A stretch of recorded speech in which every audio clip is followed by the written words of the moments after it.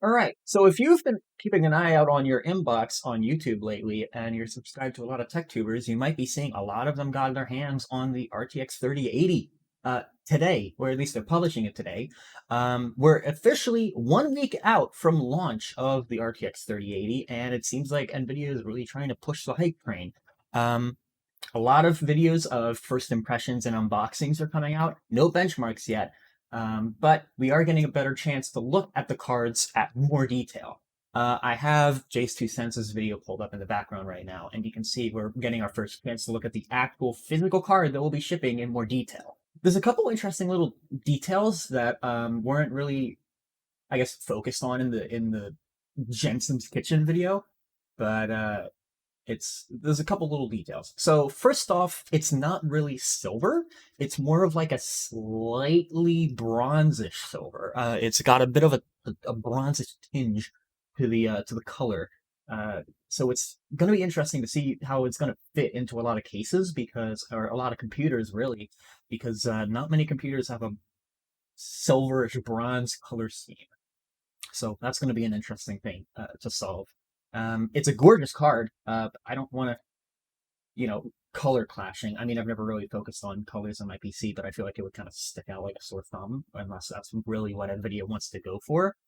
But it's going to be interesting seeing how people work around it because those people that really like color coordination might have a little bit of trouble with this one.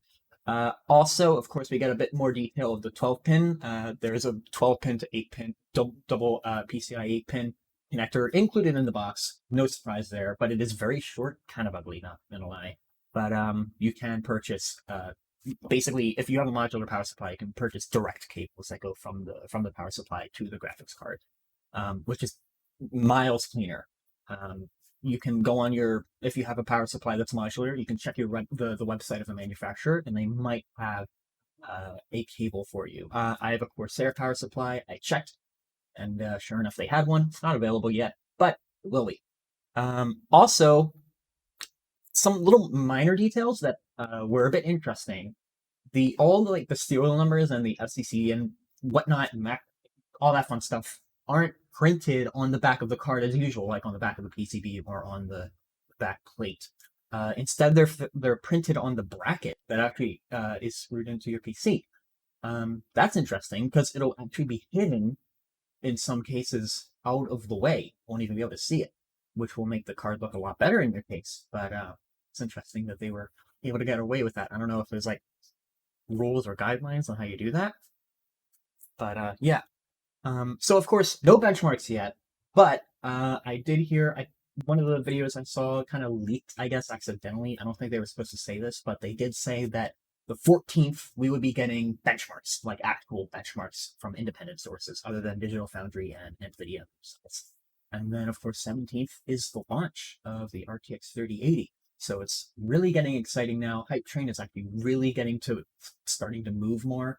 Of course, it was already moving, but it's like they're just shoveling coal in more. If you're steam train, I don't know.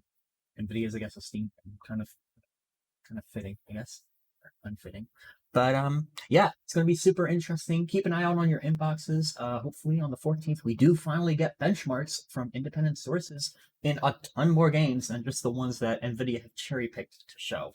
Um, who knows? Graphics card might be not that great in a lot of games, and the games that they showed were only the best cases. Of course, they're going to be the best cases, but it'll be interesting to see how it scales. But yeah, very interesting. Keep an eye out on those videos in your inboxes, and yeah, pretty interesting. See you.